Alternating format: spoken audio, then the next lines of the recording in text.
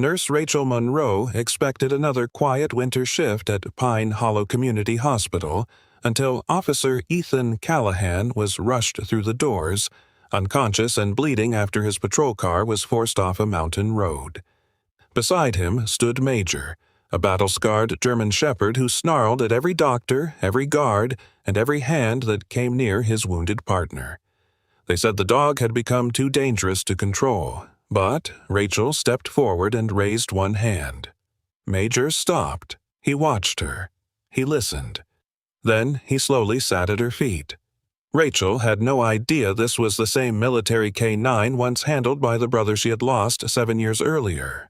How had Major survived, found Ethan, and carried a secret powerful enough to bring armed men to the hospital that very night?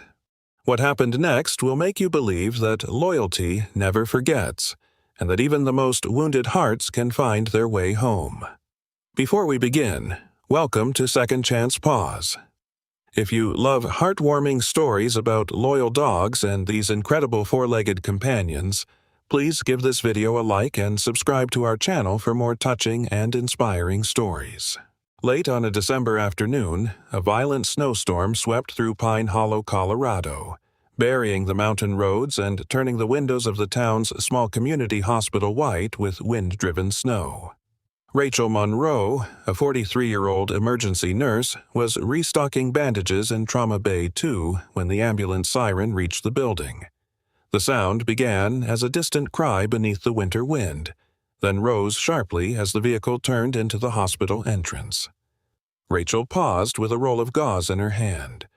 Sirens were common at Pine Hollow Community Hospital, especially during winter. Drivers underestimated black ice.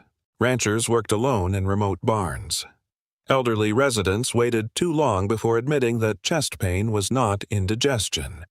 But this siren sounded different. It did not slow until the ambulance was almost at the doors. The overhead speaker crackled. Emergency trauma arriving. Male police officer, unconscious. Severe blood loss. Prepare Trauma Bay 1. Rachel placed the gauze on the cart and moved toward the emergency entrance. Her steps were calm and measured, though her eyes had already begun counting details.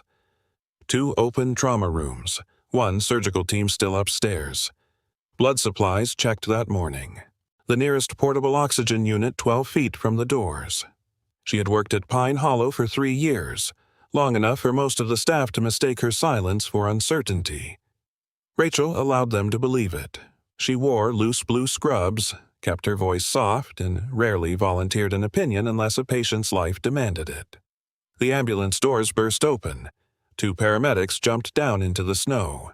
Between them came a stretcher carrying Ethan Callahan, a 36-year-old Pine Hollow patrol officer known throughout town for checking on stranded drivers and elderly residents during storms. His police jacket had been cut open. Blood soaked the blanket covering his lower body, and an oxygen mask hid most of his face. A jagged piece of metal protruded near his upper thigh. One paramedic pressed both hands around the wound. "Vehicle forced off Hollow Creek Road," he called. "Possible arterial involvement. Pressure is falling. He was trapped below the shoulder for 20 minutes. Before the stretcher crossed the entrance, a large German shepherd leaped down from the ambulance behind it.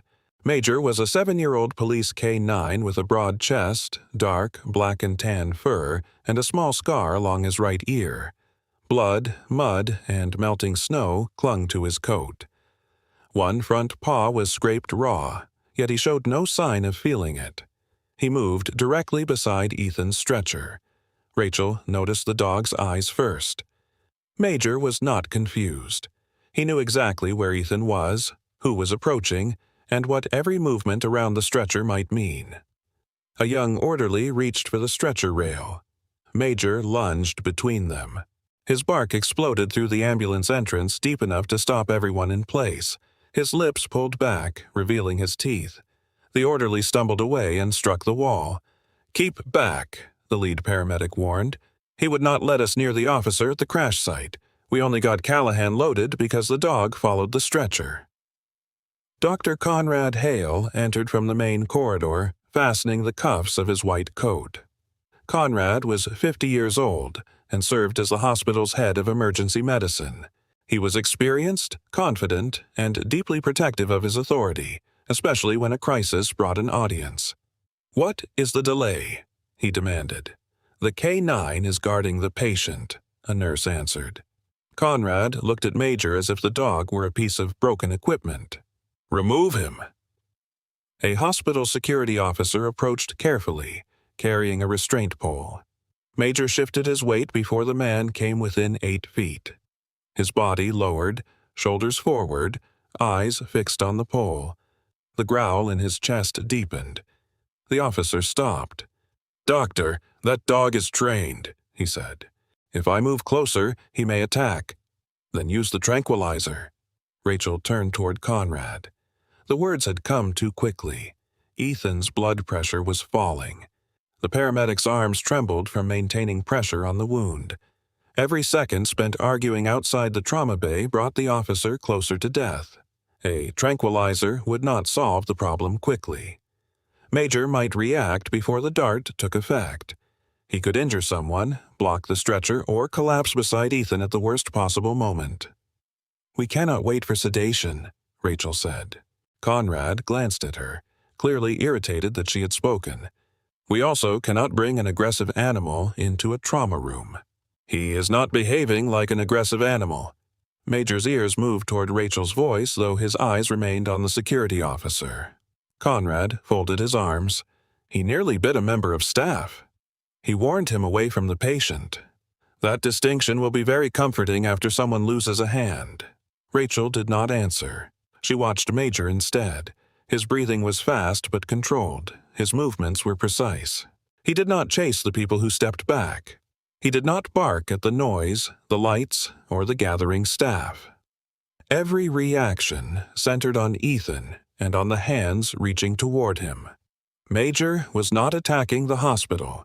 He was holding a line. Rachel had seen that posture before. Years earlier, in another place and another life, military dogs had been trained to guard wounded handlers until an approved medic approached. The behavior was rare, dangerous when misunderstood, and nearly impossible to break with force. The dog was waiting for the correct signal. Rachel felt a cold pressure settle beneath her ribs. She had not used that signal in 7 years. "Rachel," Conrad said, "step away from the entrance." She barely heard him. Major's back legs were braced. His tail was low. His head moved only enough to track the nearest threat. Beneath the mud around his neck, Rachel saw an old leather collar under the newer police harness. Something metallic glinted beneath it. The paramedic looked at the monitor. "Pressure is 60/38. The numbers changed everything. Rachel stepped forward. The security officer lifted the tranquilizer gun. "Do not fire," she said. Conrad moved toward her. "Monroe, I gave you an instruction." Rachel continued walking. Major turned his head.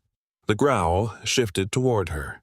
She stopped 3 feet away, far enough to avoid challenging him, close enough for him to see her clearly. She lowered her shoulders and kept her eyes on the space beside his face rather than staring directly into them. The hallway had gone silent, except for the storm against the glass doors and the faint electronic pulse of Ethan's monitor. Rachel raised her left hand. Her fingers remained together. Her palm faced Major. Then she folded her thumb inward and lowered her hand slowly toward the floor. It was a small movement. No one around her understood it. Major did. His ears rose. The growl stopped so suddenly that the silence afterward felt larger than the sound had been. The German shepherd stared at Rachel. For one long second, he did not move. Snow melted from his coat and formed dark drops on the hospital floor. His chest rose and fell. His eyes searched her face with an intensity that made Rachel forget the people standing behind her. Then Major made a soft sound. It was not a growl. It was a low, uncertain whine. His shoulders relaxed. His hind legs folded beneath him, and the powerful dog slowly sat in front of Rachel. Someone behind her released a breath. Conrad said nothing. Rachel crouched carefully and extended the back of her hand.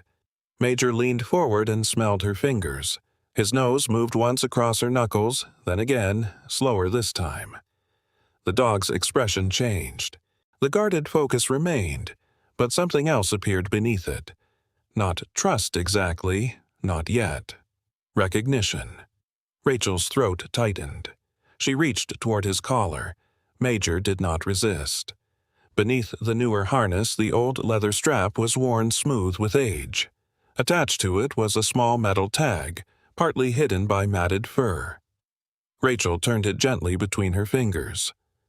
The symbol, stamped into the metal, was faded, but unmistakable. A wing crossed by a narrow torch. The insignia belonged to the Tactical Medical Evacuation Unit where Rachel had once served. It was not a symbol used by Pine Hollow Police. It had never appeared on civilian K-9 equipment.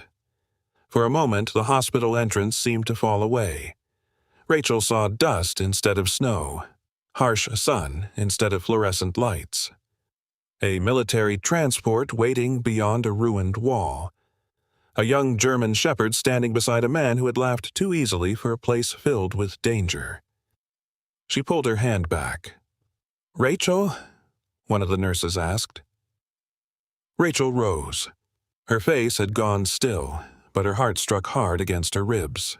There would be time to ask how a police dog in Colorado carried an identification tag from a unit that no longer existed.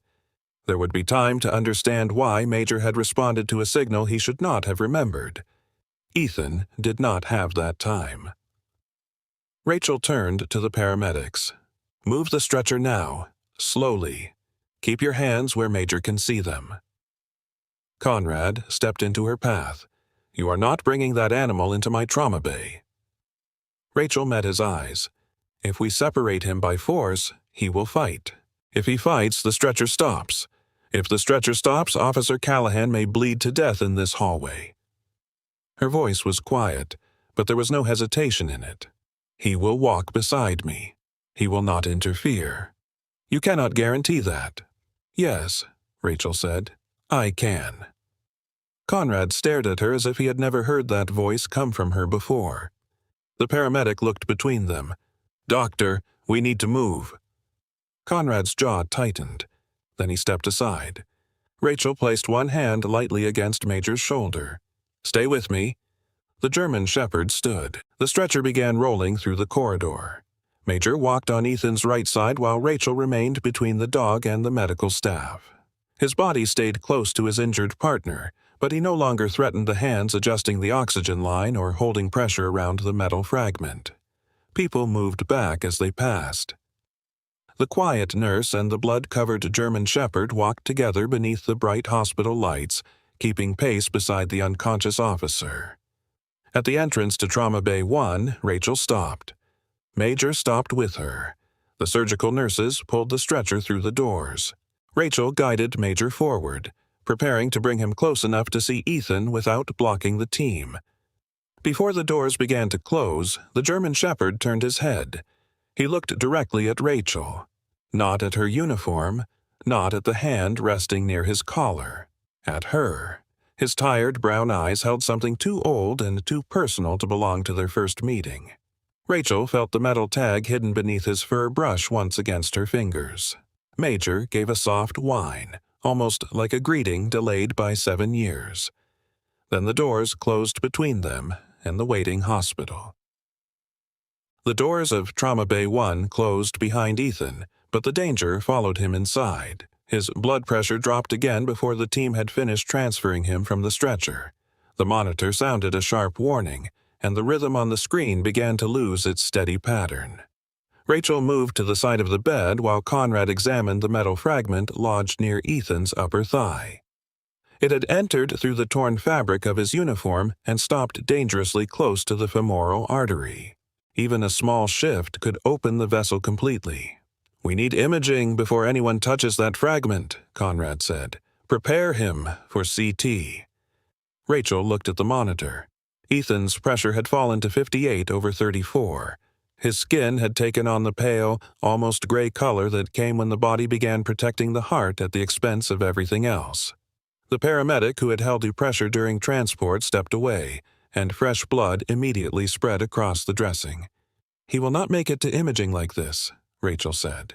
Conrad did not turn toward her. "We do not know the position of the fragment. We know his pressure is collapsing. We also know pulling or shifting it without imaging could tear the artery. I am not suggesting we remove it." Rachel placed 2 fingers above the wound, then moved them slightly inward. She could feel the pulse beneath the tissue, weak and rapid. The fragment had not fully severed the artery, but the surrounding damage was allowing blood to escape each time Ethan's heart contracted. Direct pressure alone would not be enough. Conrad finally looked at her. "What are you doing?"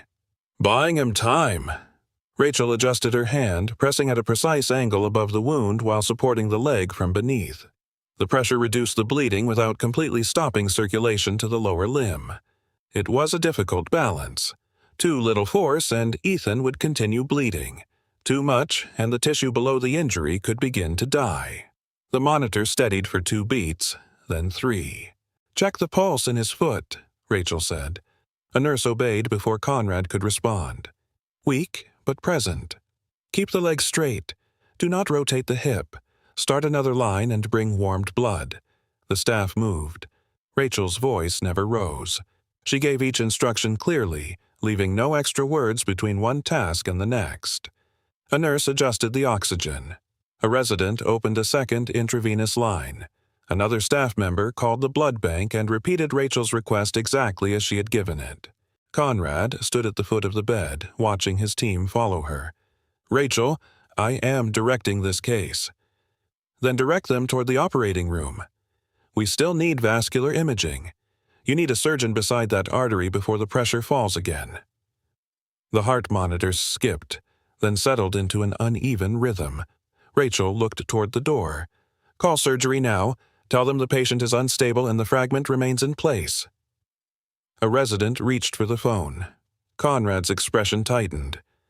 For a moment, pride and judgment fought across his face. Then, Ethan's blood pressure dropped another 4 points. "Call vascular," he ordered. "Prepare the operating room."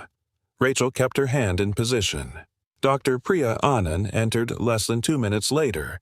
Priya was 38 years old, a vascular surgeon who had joined Pine Hollow Community Hospital the previous year after working at a larger trauma center in Denver. She was known for listening more than she spoke and for making decisions without wasting time, proving that she was the smartest person in the room. She moved directly to Ethan's side. "Report." Conrad began explaining the accident and the location of the fragment, but Priya's attention shifted toward Rachel's hand. "How long have you been holding that compression?" 6 minutes. "Distal pulse?" "Present, but weak." "Blood loss since arrival?" "Approximately 400 milliliters in the bay, more before transport." Priya examined the wound without disturbing Rachel's position. Then she looked at the monitor and nodded once. "Keep doing exactly that." Conrad stepped closer. "We have not imaged him." "We do not have time," Priya said. "The fragment may be providing partial pressure against the vessel. We remove it only after surgical control is established." Her eyes returned to Rachel. "Where did you learn this technique?" "Emergency care." Priya held her gaze for a moment. "Not in a civilian emergency room." Rachel gave no answer. The operating team arrived with another stretcher. Rachel maintained pressure while they moved Ethan, walking beside him through the corridor toward surgery. Every doorway and turn created a chance for the fragment to shift. She called out when the wheels crossed uneven flooring and warned the team before they raised the stretcher into surgical position. Major waited outside the trauma bay. He stood the moment Ethan appeared. His scraped paw touched the floor carefully, but he ignored the pain and moved toward the stretcher. A nurse tried to block him. Rachel raised her free hand without looking away from Ethan. "Let him see." Major walked beside them until the operating room doors. His body remained tense, but he did not interfere. When the team took Ethan through, the German Shepherd stopped at the threshold and watched the doors close. Rachel released pressure only after Priya's gloved hand replaced hers. For the first time since the ambulance arrived, Rachel stepped backward. Her fingers had cramped into a curved position. Blood marked the front of her scrubs and had worked beneath one sleeve. She opened and closed her hand slowly until the stiffness eased. Priya noticed the old pale scars across Rachel's knuckles.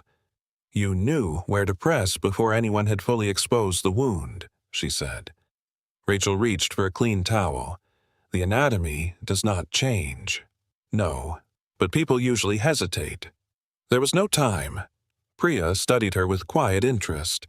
"You also moved the team like someone who has done this without proper lighting, enough supplies, or a second chance." The words settled between them. Rachel cleaned her hands carefully. "I have worked difficult cases." "That is not what I said." Before Rachel could reply, the operating room doors opened, and a technician asked Priya to come inside. Priya turned away, but not before giving Rachel one final look that made it clear the conversation had only been delayed. The surgery lasted nearly 2 hours. Major remained outside the entire time. A staff member brought him water, but he would not drink. Someone offered food from the hospital kitchen, and he turned his head away without smelling it. He lay with his chest against the floor, eyes fixed on the narrow space beneath the operating room doors. Rachel checked on him whenever she passed. Each time, Major stood and followed her for several steps. He never moved far from the operating room, but he seemed unwilling to let her disappear completely. When she returned, he settled again, one ear facing the doors and the other tracking her footsteps. Near midnight, Priya emerged and removed her surgical cap. "The artery was damaged but not fully ruptured," she said. "We repaired the vessel and removed the fragment. He lost a dangerous amount of blood, but he is stable." Rachel exhaled slowly. "Will he keep the leg?" "If circulation continues improving, yes." Major rose as if he understood the change in everyone's breathing. Priya allowed him to approach the recovery room window. Ethan lay beneath warm blankets, his face still pale, but the monitor beside him displayed a stronger rhythm.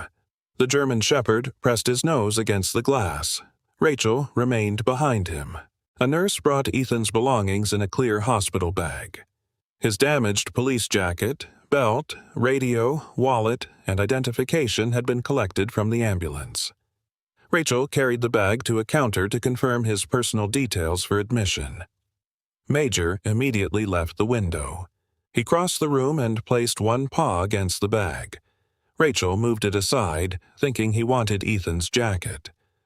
Major followed and scratched at the torn outer pocket. The movement was deliberate. He repeated it, then looked up at Rachel. "What is it?" she whispered. She removed the jacket and placed it on the counter. The outer pocket had been ripped during the crash, but the inner lining felt heavier than it should. Rachel found a hidden seam and carefully pulled it open. Inside was a small metal box covered with dried mud.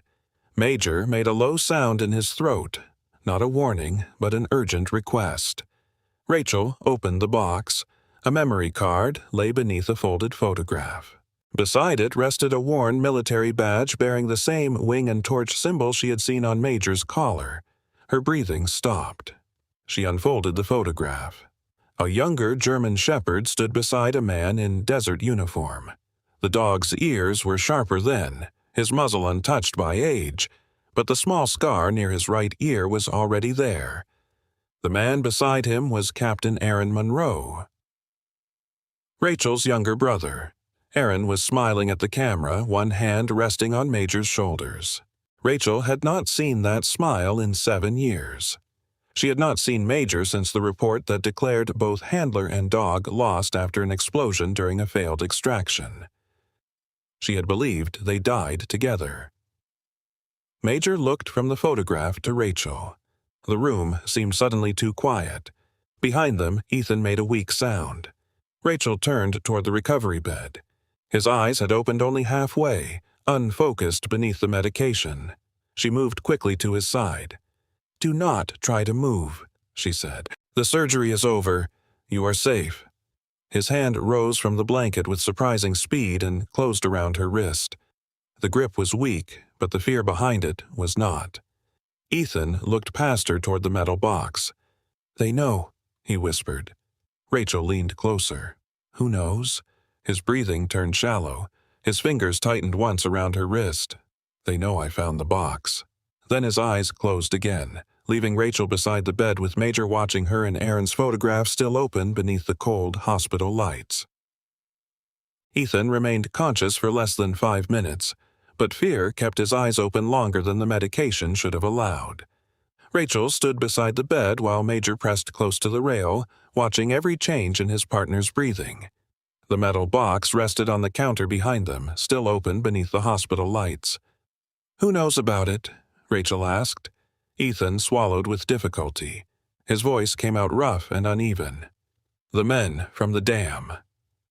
Rachel leaned closer. "Start at the beginning." His eyes moved toward Major. "It started with him." Earlier that afternoon, Ethan had been patrolling Hollow Creek Road as the first heavy snow began falling across the mountain.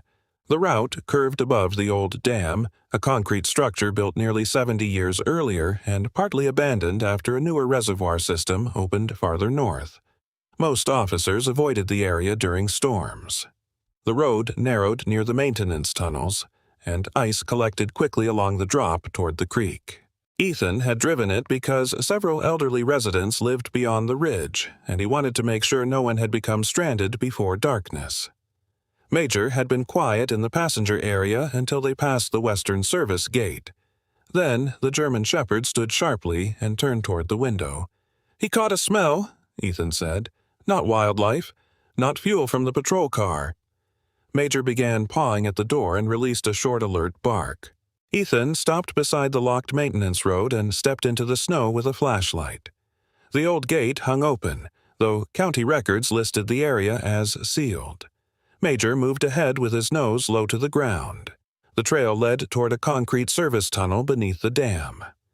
Snow had covered most of the tire tracks, but Ethan could still see fresh grooves beneath the white surface.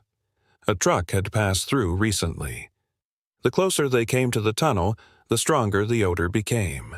Chemical disinfectant. Fuel. Something medicinal beneath both. Ethan called the location into dispatch, but the mountain blocked part of the signal. Only fragments of his transmission went through. He told the operator he was checking suspicious activity and would report again within 10 minutes. Inside the tunnel, Major slowed. The walls were damp, and old pipes ran along the ceiling. Several lights that should not have worked flickered near the far end, powered by a portable generator. Ethan heard voices. He moved behind a concrete support and looked around the edge. 3 men were unloading wooden crates from a dark truck without license plates. Some crates carried military medical markings. Others displayed warning labels for sedatives and flammable compounds. They were moving surgical supplies, field medication, and enough fuel accelerant to burn the whole tunnel, Ethan said. Rachel glanced toward the box. "You saw their faces?" "One of them. The others wore caps and scarves." Major had continued scenting the floor while Ethan watched the men. Near a section of cracked wall, the dog stopped and scratched at a narrow opening between 2 concrete blocks. Ethan pulled away loose debris and found the metal box hidden inside.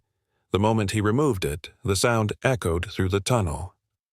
One of the men turned. Ethan had only enough time to slide the box inside his jacket before the shouting began. He and Major ran back toward the patrol car. Ethan called for help again, but the signal failed completely inside the service road. By the time they reached Hollow Creek Road, the unmarked truck was already behind them. "They did not try to stop me," Ethan whispered. "They tried to push me over the edge." The truck struck the rear corner of the patrol car once, then again. Ethan fought to keep the vehicle on the narrow road while snow thickened across the windshield. The third impact turned the car sideways. The patrol vehicle broke through the guardrail and slid down the slope, striking a stand of pine trees before coming to rest against exposed rock. A piece of the damaged doorframe tore through Ethan's uniform and lodged in his thigh. The engine began smoking. Ethan remembered Major barking somewhere beside him. His vision faded, but he felt the dog pulling at his coat. Major dragged him through the broken door and across the snow before flames spread beneath the dashboard. The truck stopped above the crash site. 2 men came down the slope, searching the wreckage. Major stood over Ethan. "He would not let them near me," Ethan said. They thought the box was still in the car. The men searched until distant sirens became audible through the storm. Then they climbed back toward the road and disappeared. Major remained beside Ethan until rescuers arrived. Rachel looked down at the German shepherd. Mud still clung beneath his paws, and the scraped skin on his front leg had begun to swell. Yet Major watched Ethan with the same steady devotion he had shown from the moment the ambulance doors opened. "You saved him," Rachel murmured. Major's ears moved toward her voice.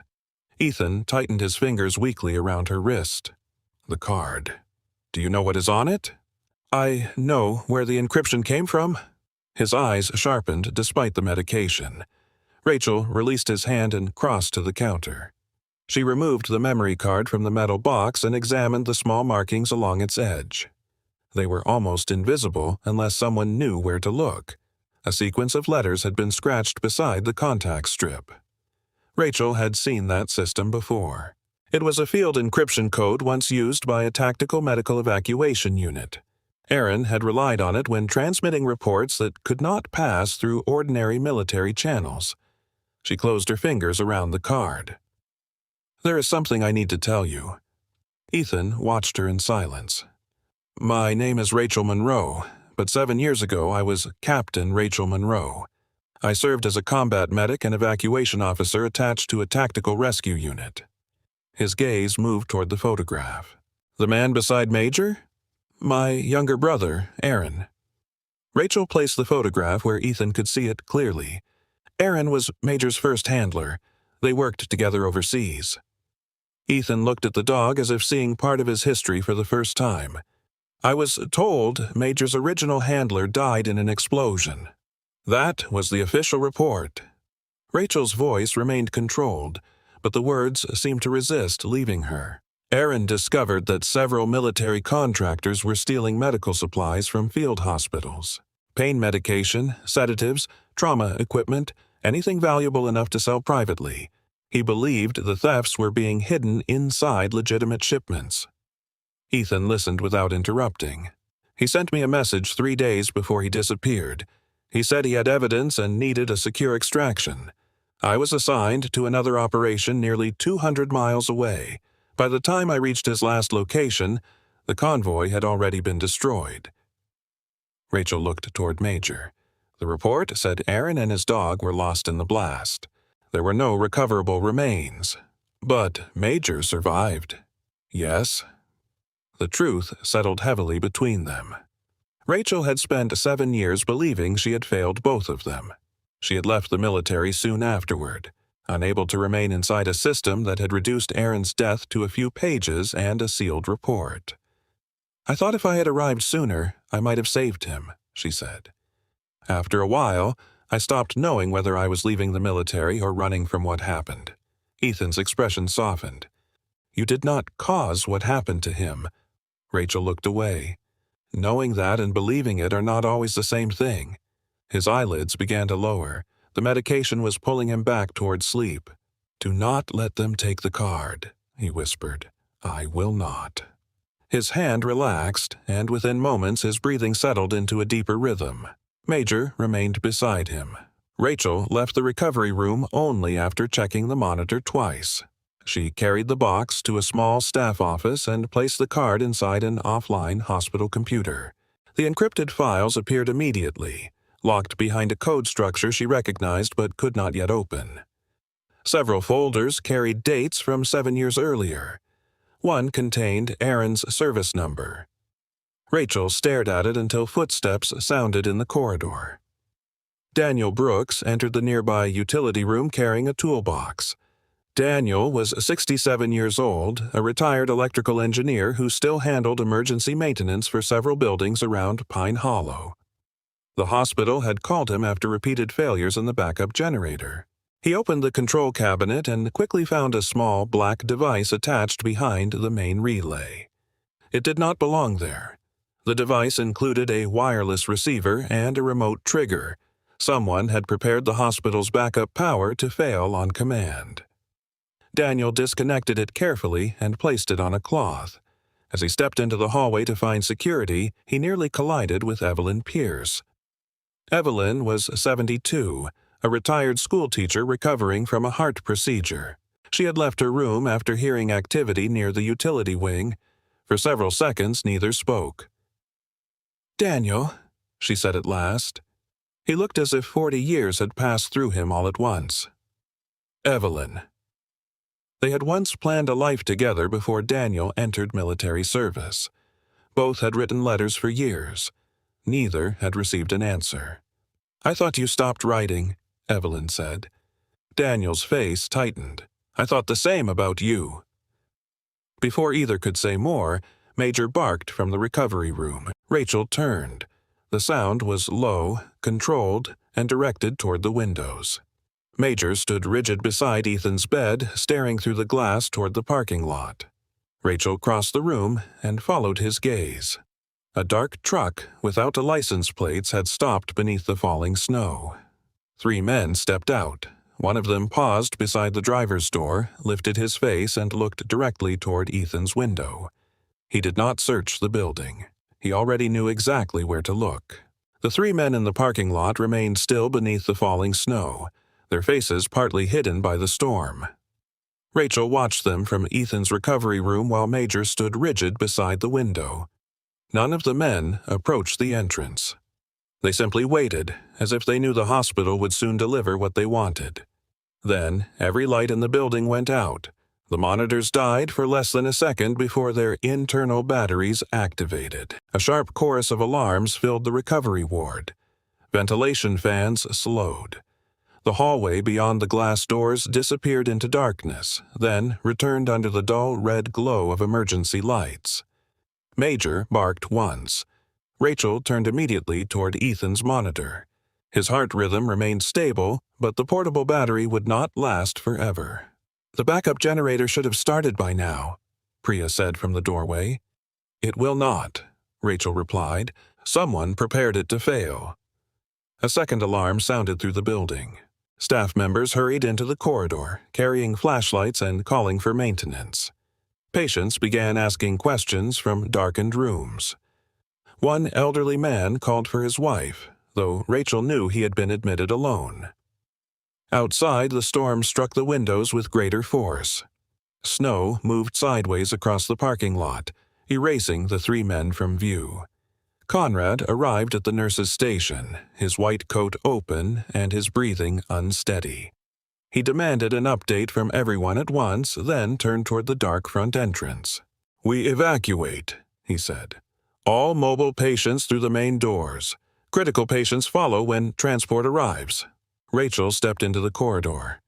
"No one goes through the main entrance." Conrad looked at her sharply. "The building has lost power. And armed men are waiting outside. We do not know that they are armed. They forced a police vehicle from a mountain road and followed the injured officer here. We know enough."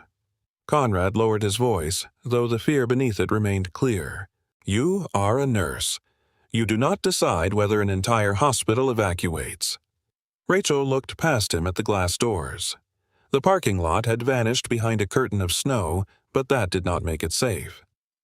A mass evacuation puts patients, nurses, and anyone carrying oxygen directly into an open entrance. If those men want Ethan, they will use the panic to reach him. What do you suggest instead? Move everyone who can walk into interior rooms without windows. Keep critical patients connected to portable monitors. Lock the stairwells. Use medication carts and supply trolleys to narrow the main corridors. Several nurses had stopped moving. They were listening to Rachel now. Conrad noticed. "You have no authority to organize a lockdown."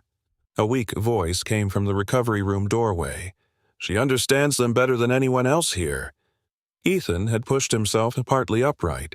His face was pale, and one hand pressed against the dressing on his thigh. The effort of speaking left him breathless. Rachel crossed to him. "You should be lying down. I should be helping. You will help by staying alive." Ethan looked toward Conrad. "Listen to her. The men outside did not come here because the lights failed. The lights failed because they came here." Conrad's eyes moved between Ethan and Rachel. For the first time, he had no immediate answer. Priya stepped beside Rachel. I agree with the interior shelter plan. We can support the critical patients on portable systems while maintenance works on power. That settled the room. Staff began moving. Beds rolled away from exterior windows. Nurses guided ambulatory patients toward consultation rooms in the center of the building. Supply carts were turned sideways across two narrow hallways, leaving only controlled paths through the ward. Rachel checked each movement, correcting only what mattered. She sent one nurse to secure blood supplies in insulated containers. Another collected flashlights and spare batteries. Priya organized the patients whose equipment required the most power. Conrad remained near the nurse's station, helping now, though he no longer claimed to be leading. Major suddenly turned away from Ethan. His nose lifted toward the air vent above the door. The German Shepherd moved into the corridor, stopped beneath another vent, then continued toward the stairwell. His pace quickened. "Major," Ethan called. The dog did not return. Rachel followed him. Major descended one flight, reached the basement door, then turned back and ran to Rachel. He caught the loose edge of her scrub top gently between his teeth and pulled. "What did you find?" Major released the fabric and rushed down again. Rachel opened the basement door. A faint smell reached her before she took the first step. Fuel, not the heavy odor of the hospital's heating system. This was sharper and fresher, mixed with something chemical. She returned to the recovery ward. "They are preparing a fire below us." Priya's face changed. "Are you certain?" "The smell is entering through the ventilation system. If they ignite fuel near the basement intake, smoke will spread through the building before flames reach the first floor." Conrad looked toward the main entrance again. "Then we have to evacuate." "That is exactly what they want," Rachel said. "They create smoke, force everyone outside, and take Ethan during the confusion."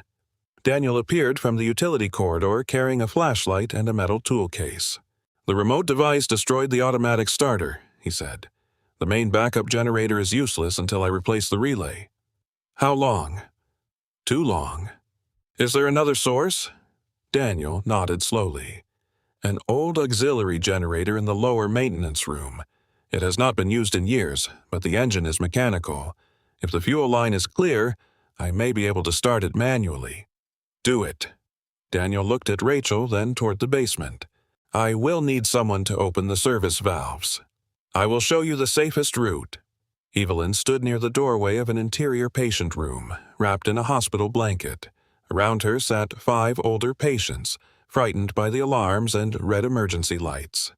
"You take care of the building," she told Rachel. "I will take care of this room." Rachel watched as Evelyn sat beside the elderly man who had been calling for his wife. "My name is Evelyn," she said gently. "You are in Pine Hollow Hospital, and the nurses know exactly where you are. We are going to wait together until the lights return." Her calm voice softened the room.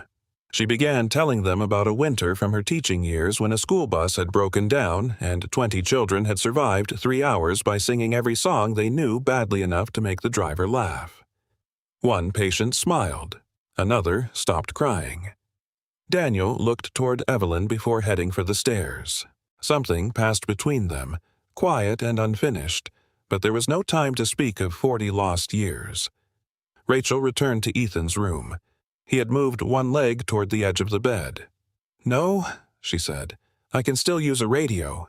"You can use it from the bed." "I know this building. I know the police response routes." "You also have a repaired artery that could open if you stand." Ethan's jaw tightened.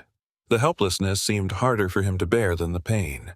He reached toward the chair where his equipment had been placed and picked up his police radio. "The mountain repeater is unstable in this storm, but the emergency channel may still reach someone closer than dispatch." He handed it to Rachel. "Channel 4, press twice before speaking. That tells any officer listening the transmission is urgent." Rachel clipped the radio to her waistband. Ethan turned toward Major. The dog stood between the bed and the doorway, looking from his injured partner to Rachel. His body leaned toward Ethan, but his ears remained fixed on the basement stairwell. "Major," Ethan said softly. The German Shepherd stepped closer and rested his head against Ethan's hand. "You have to go with her." Major did not move. Ethan stroked the fur between his ears. I know. I do not want you to leave either. The dog gave a quiet whine. Rachel saw the conflict in him. Every instinct told Major to remain beside his wounded partner. Yet the smell below the hospital had triggered another duty, one older than his years with the police. Ethan touched his forehead to Major's head for a brief moment. Go with her. Major pulled away slowly. He looked back once, then crossed to Rachel's side. She felt something tighten in her chest. Ethan was not merely sending her protection. He was trusting her with the one companion who had already saved his life. Rachel took a flashlight from the wall cabinet and headed toward the basement with Major beside her. The emergency lights weakened as they descended. At the bottom of the stairs, the corridor was nearly black.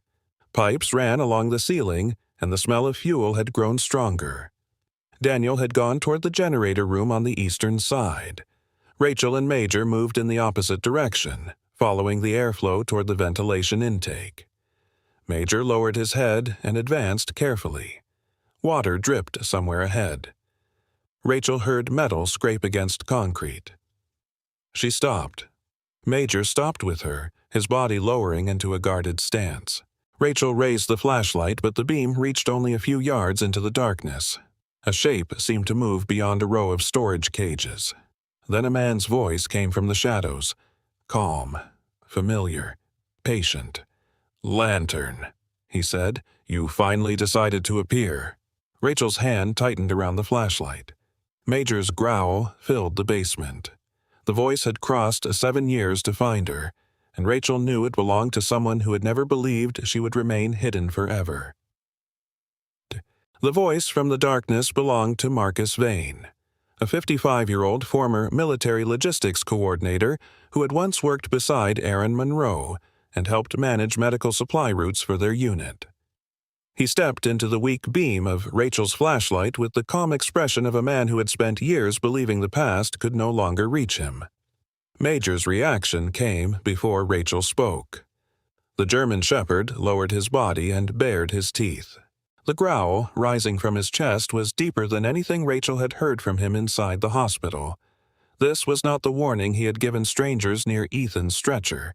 It carried memory, rage, and recognition. Marcus looked at the dog and gave a humorless smile.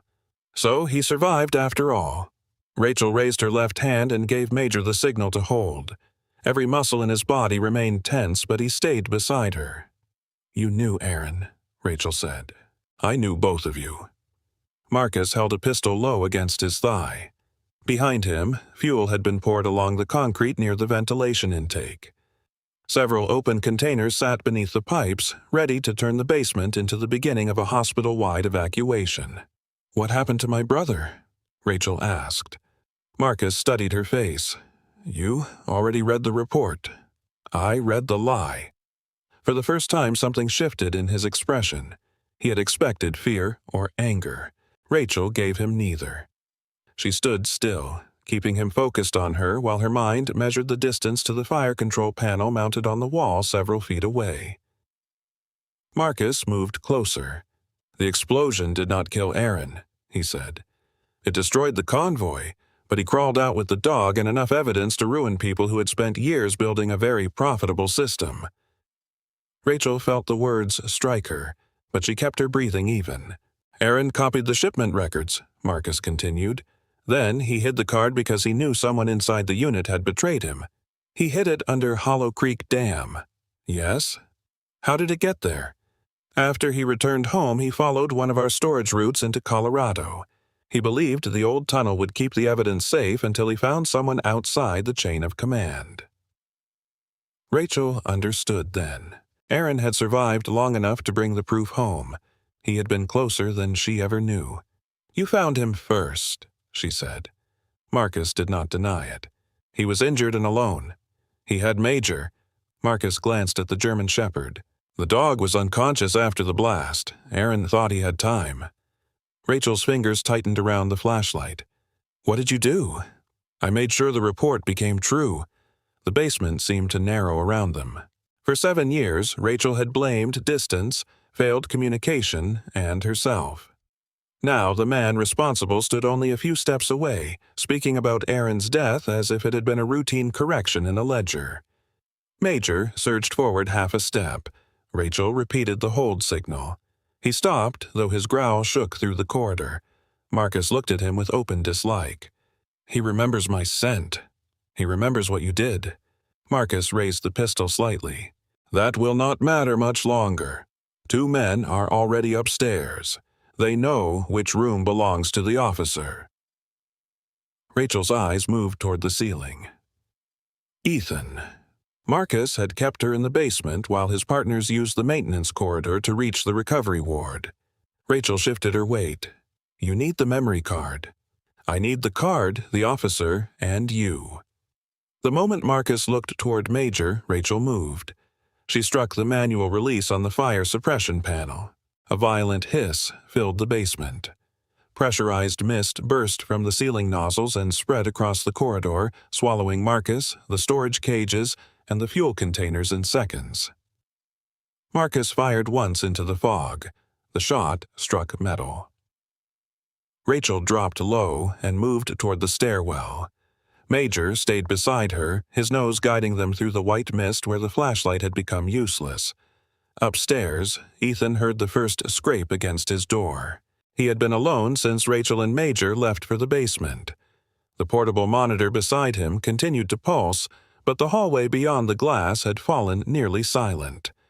Another sound came from the lock. Someone was forcing it open. Ethan pulled the intravenous line free from his arm. Pain flashed through his thigh as he moved one leg over the side of the bed. The repaired artery seemed to burn beneath the bandage, but he ignored it. He could not stand. Instead, he lowered himself carefully to the floor and dragged a metal visitor's chair across the room. He wedged it beneath the door handle just as the first heavy impact struck from outside. The door shook. Ethan reached for the fire extinguisher mounted beside the bed. A second impact bent the chair. The third broke the lock. One of Marcus's men forced his way through the narrow opening. He was in his 40s, dressed in a dark winter jacket and carrying a handgun fitted with a suppressor. He kicked the chair aside and raised the weapon. Major hit him before he could aim. The German Shepherd came through the hallway at full speed, launched against the man's chest and closed his jaws around the gun arm. The weapon struck the floor as Major pulled him down. Rachel arrived a second later. The second intruder appeared from the side corridor. He swung toward her, but Rachel stepped inside his reach, redirected his wrist, and used his forward movement to send him against the wall. His weapon fell. She locked his arm behind him and forced him to the floor without striking his head. "Stay down," she said. The first man stopped struggling when Major tightened his grip. Ethan was still on the floor beside the bed, one hand pressed against his bandage. Rachel moved toward him. Then Marcus appeared at the far end of the recovery corridor. He had escaped the basement through a second stairwell. Mist clung to his coat, and the pistol in his hand was now aimed directly at Rachel. "Do not move." Major released the first intruder and turned. Marcus shifted the gun toward Ethan. "The card," he said. "Give it to me, or the officer dies." Rachel stood between them. "You already admitted Aaron survived." Marcus's eyes narrowed. "This is not the time. It is the only time you have left." She needed him speaking. Somewhere below, Daniel had managed to start the old auxiliary generator. A low mechanical rumble moved through the building. Emergency speakers crackled to life, along with the internal radio relay Rachel had connected to Ethan's police channel before going downstairs. Every word in the corridor was now being transmitted. Rachel kept her eyes on Marcus. "You killed Aaron because he found the stolen supplies. He was going to destroy everything. Your buyers, your roads, and the people paying you." Marcus's expression hardened.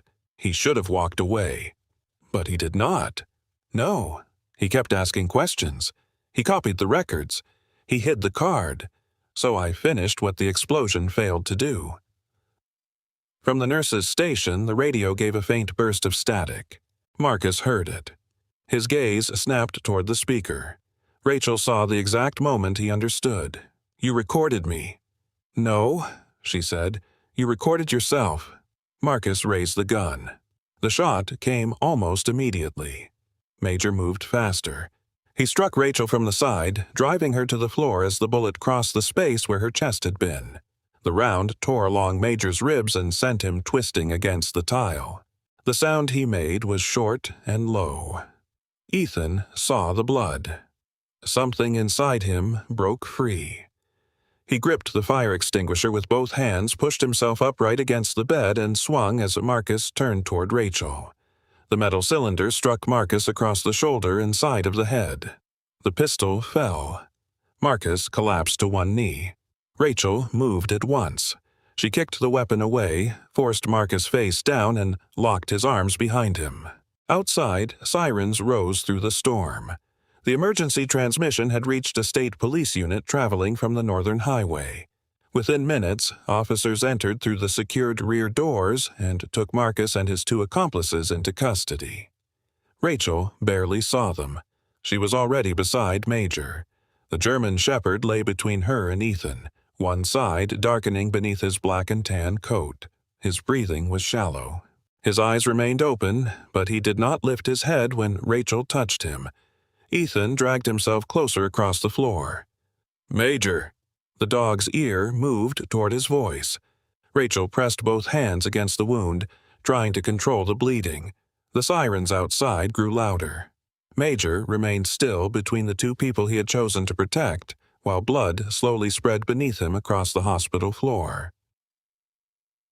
Major was carried into a temporary operating room less than 10 minutes after the shooting. The hospital had no veterinary unit, so Priya cleared a small procedure room near the eastern corridor, while staff brought in sterile instruments, portable lights, and the remaining emergency supplies.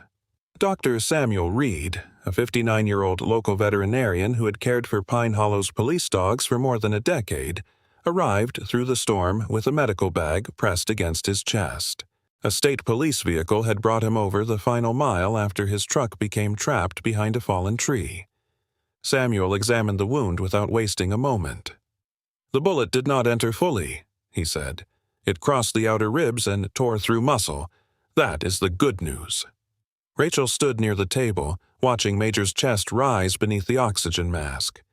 "And the bad news? He has lost blood, and I cannot tell whether there is damage beneath the last rib until I open the wound." Samuel looked toward the door. "I need room to work." Rachel stepped back. Major's eyes remained closed as the doors shut between them. Across the corridor, Ethan lay in another recovery room while Priya checked the repaired artery in his thigh. He had reopened part of the wound when he dragged himself out of bed, but the surgical repair had held. Rachel sat on a chair between the two rooms. On one side, Ethan was recovering from the injuries Major had already saved him from once. On the other, the German Shepherd was fighting for his life after saving both of them again. The hallway had become quiet now that the danger had passed. State police officers guarded each entrance. Investigators moved through the basement, collecting the weapons, fuel containers, and equipment Marcus and his men had brought inside.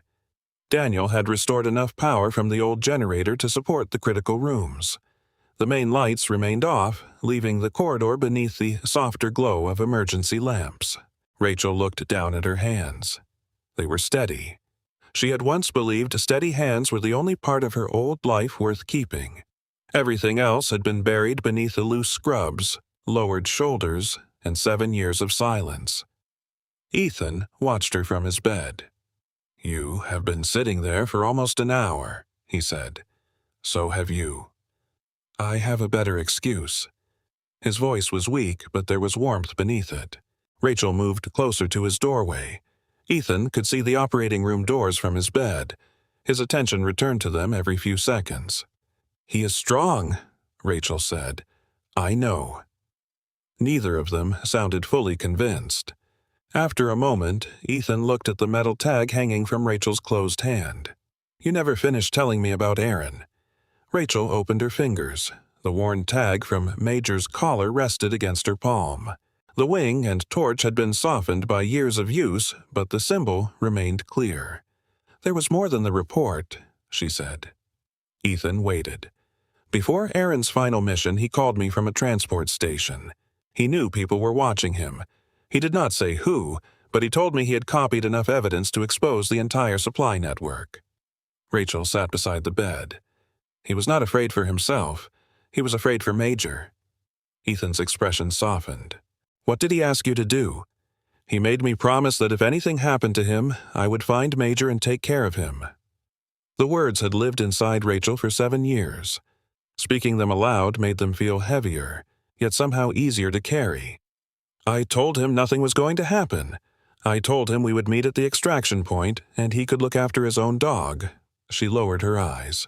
That was the last conversation we ever had. The official report had declared Aaron and Major lost after the convoy explosion. Rachel had searched transport lists, veterinary records, and reassignment reports for months. Major's identification number appeared once in a damaged recovery file, then disappeared from the system. Rachel had been told the dog probably died from injuries after evacuation. She stopped searching when the military closed Aaron's case. I should have kept looking, she said. You believed what they told you. I also wanted to believe it. If Major was gone, then there was no promise left for me to fail. Ethan considered this in silence. Major was transferred through several units before he came to Pine Hollow, he said. The records were incomplete. His second handler retired after an injury. The next placement lasted less than 6 months. After that, he was marked as difficult. Rachel looked toward the operating room. Difficult? He followed commands, but he never bonded. He watched doors. He refused to sleep unless he could see every entrance. When I met him, he stayed at the far end of the kennel and looked at me like I was another temporary person. How did you earn his trust? I stopped asking for it. Ethan smiled faintly. I sat outside his kennel every morning and drank coffee. After 2 weeks, he came close enough to steal half my breakfast. Despite herself, Rachel smiled. That sounds like Major. He never trusted anyone else completely. Not until you walked into that ambulance bay. Rachel shook her head. He responded to a signal. That explains why he sat. It does not explain the way he looked at you.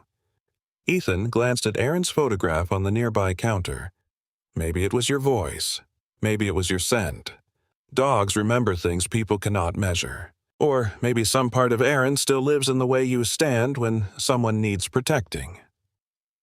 Rachel had no answer to that. The doors opened before she could find one. Samuel stepped into the corridor, removing his gloves. Rachel and Ethan both looked at him. He survived the surgery, Samuel said. The breath left Rachel's chest in a quiet rush. The bullet tore a long path through the muscle, but it missed the lung and the major vessels. He will need rest, medication, and several weeks without police work. Ethan closed his eyes briefly. Can we see him? Give me a few minutes. By morning, the evidence recovered from the metal box had been opened by state investigators. The memory card contained Aaron's records of stolen military medical supplies, shipment numbers, contractor payments, and names connected to the operation.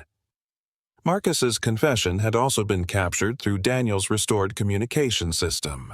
It confirmed Aaron's murder and identified the remaining members of the network.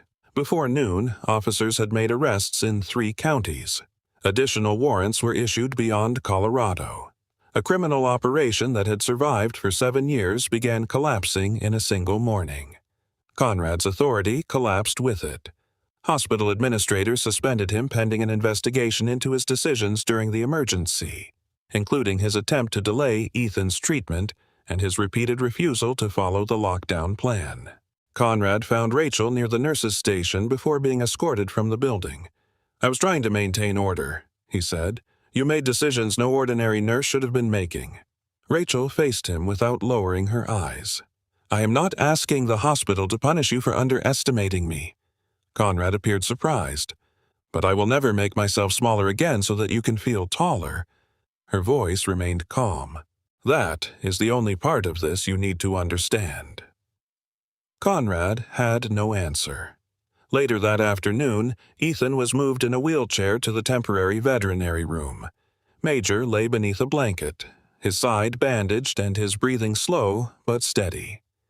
Rachel stood beside Ethan. She raised her left hand and gave the old signal. Major's ear moved first. Then his eyes opened. The German shepherd lifted his head with visible effort. He looked at Rachel, then slowly raised one paw. Rachel placed her hand beneath it. Major rested his paw in her palm. After a moment, he turned toward Ethan and lowered his muzzle into the officer's waiting hand. For the first time in 7 years, Rachel no longer felt that she had arrived too late. In another wing, Daniel helped Evelyn open a small box delivered from her former family home. Inside were dozens of letters tied together with faded ribbon. Some carried Daniel's name. Others were the letters Evelyn had written and believed he had ignored. Her father had hidden both sets more than 40 years earlier. Daniel held one unopened envelope and stared at the date. "We lost almost an entire life." Evelyn placed her hand over his. "At our age, the saddest thing is not the years already gone." She smiled gently. "It is allowing tomorrow to disappear with them." That evening, Rachel received a sealed letter from the hospital board. They wanted her to lead a new emergency response program connecting the hospital, local police, and regional rescue teams.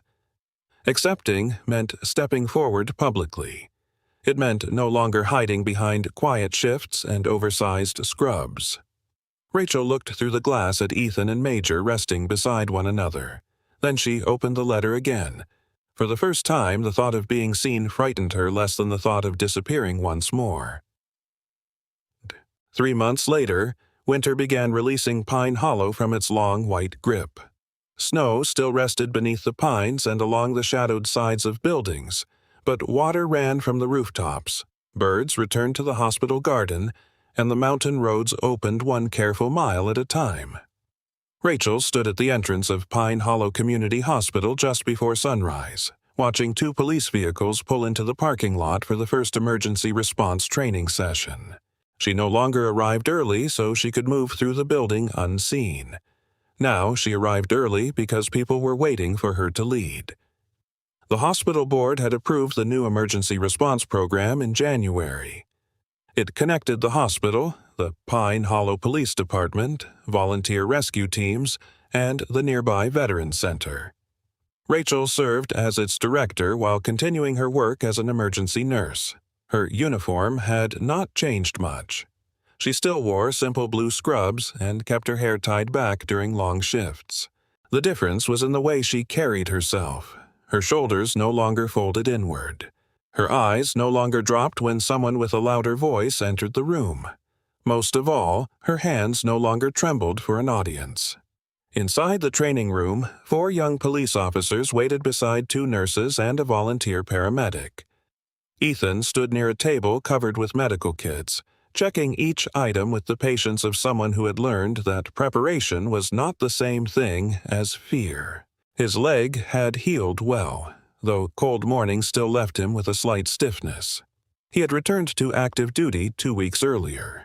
Instead of resuming his old habit of patrolling dangerous roads alone, he had accepted an additional role training younger officers in tactical safety and canine care. He looked up when Rachel entered. "You are 3 minutes early," he said. "You are 7 minutes early." "I had equipment to check." "So did I." They had developed this small argument during Ethan's recovery. Neither of them had won it yet. Major lay beneath the table, wearing a clean, working harness. The German shepherd had recovered completely, though a narrow scar remained along his side where the bullet had passed. His right ear lifted at the sound of Rachel's voice. He rose at once. Ethan watched him cross the room. "You know, he still works for the police department." Major reached Rachel and leaned his full weight against her leg. Rachel rested one hand on his head. "You may want to remind him." "I have tried. He ignores all policies that interfere with his personal schedule." Major looked back at Ethan, then returned his attention to Rachel. One of the young officers laughed, and the tension in the room eased before the training had even begun. Rachel spent the morning teaching the group how to protect injured patients when an emergency scene remained unsafe. Ethan demonstrated how officers should move around a trained dog guarding a wounded handler. Major performed every command perfectly until a nurse opened a container of roast chicken sandwiches near the back wall. His nose turned first, then his entire head followed. Ethan stopped speaking. "Major." The German shepherd looked at him with quiet innocence. Rachel folded her arms. A decorated K9 defeated by lunch. "He is conducting a security inspection. Of the sandwiches, especially the sandwiches." The room filled with laughter again. There had been little laughter in that same hospital 3 months earlier. Rachel remembered the red emergency lights, the smell of fuel in the basement, and Major lying wounded on the floor. The memories had not vanished. She no longer expected them to. They had simply found their proper place. After the session, Rachel returned to the emergency ward. She changed to galley dressing for an elderly farmer, helped a frightened child understand why stitches would not hurt as much as he imagined, and sat beside a widow who needed someone to listen while she waited for test results. Leading the new program had not removed her from ordinary nursing. That had been one of her conditions. She still wanted to save people one bed at a time. The difference was that no one mistook gentleness for weakness now. Staff members asked for her judgment because they trusted it. Younger nurses stood straighter around her, not from fear, but because Rachel made them feel their voices mattered. Priya often told her the emergency department felt calmer. Rachel suspected Conrad's absence had contributed. He had resigned after the hospital completed its investigation. She had heard he accepted a position at a larger facility in another state. Rachel felt no pleasure in his departure. She only hoped he had finally understood that authority meant little when it was used to make others smaller. Ethan's recovery had continued through weekly therapy sessions. Rachel had attended the first few because Major refused to remain in the waiting room without her. After that, the three of them began sharing simple meals when their schedules allowed. Sometimes they ate soup at a diner near the courthouse. Sometimes Ethan cooked, though his definition of cooking included several meals that came from boxes. Rachel brought bread from the hospital bakery and pretended not to notice when Major received a portion beneath the table. Their relationship grew without promises or dramatic declarations. Ethan never asked Rachel to leave Aaron in the past. Rachel never asked Ethan to stop loving the wife he had lost 3 years earlier. They spoke when words helped. They remained quiet when silence was kinder. Over time, sitting together stopped feeling like waiting for someone to leave. In early April, Evelyn and Daniel held their wedding in the garden of the Pine Hollow Veterans Center.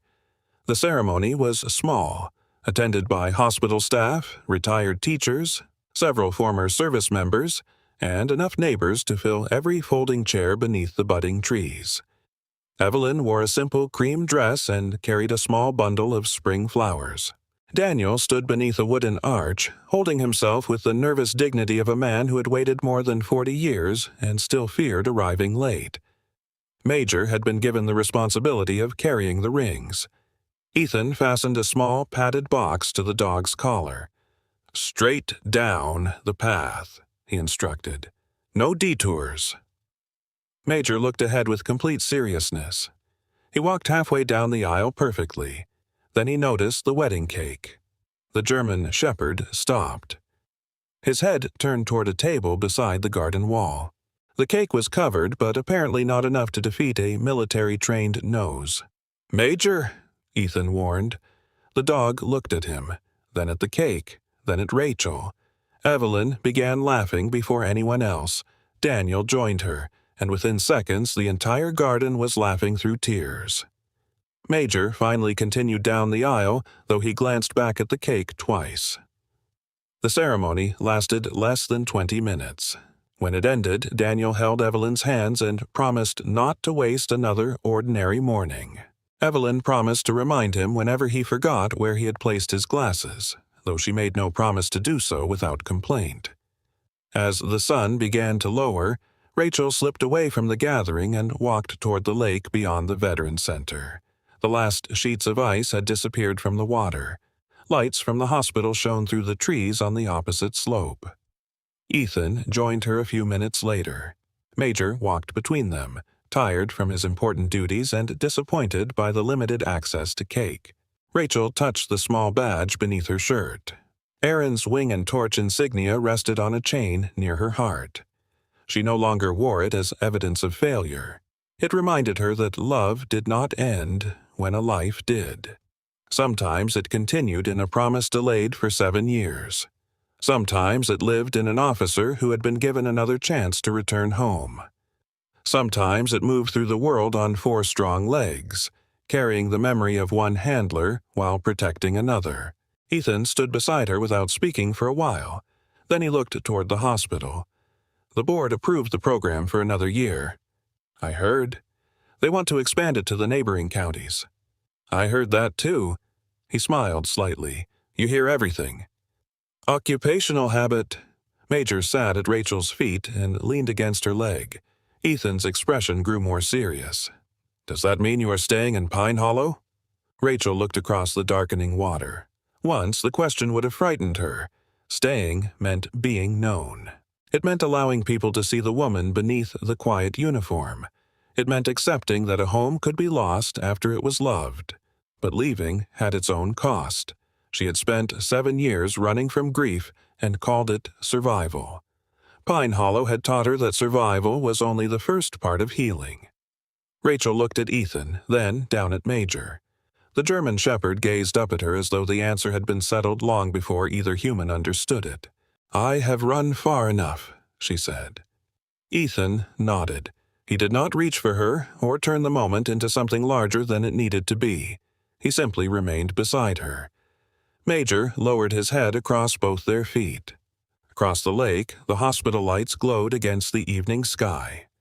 Once, Lantern had been the name of a woman who guided others through danger while losing sight of her own way home. Now, Rachel understood that light was not only meant for battlefields, dark corridors, or people waiting to be rescued. Sometimes it led a wounded woman toward a quiet town, toward a man learning to live carefully again, toward a German shepherd who had guarded one promise across 2 different lives. Rachel stood between them as night settled gently over Pine Hollow. For the first time in 7 years, she was not hiding, leaving, or waiting for the past to find her. She was already home. In the end, Rachel, Ethan, and Major remind us that healing does not always begin when the pain disappears. Sometimes it begins when we stop hiding from what the pain has made us become. Rachel spent 7 years believing that her past was something she had to bury. Ethan believed strength meant facing every danger alone. Major carried the memory of one beloved handler while remaining faithful to another. Each of them was wounded in a different way, but loyalty brought them together and gave them the courage to begin again. This story teaches us that love does not vanish when someone leaves our lives. It may return as a promise finally kept, a second chance we never expected, or a faithful dog who remembers the road home when we have forgotten it ourselves. No matter how many years have passed, it is never too late to forgive yourself, open your heart, and choose a new beginning. What did this story mean to you? Which moment between Rachel, Ethan, and Major touched your heart the most? Please share your thoughts in the comments below. If you enjoyed this story, please like the video, share it with someone who loves loyal dogs, and subscribe to Second Chance Paws for more inspiring stories about courage, love, and the extraordinary bond between humans and their 4-legged companions.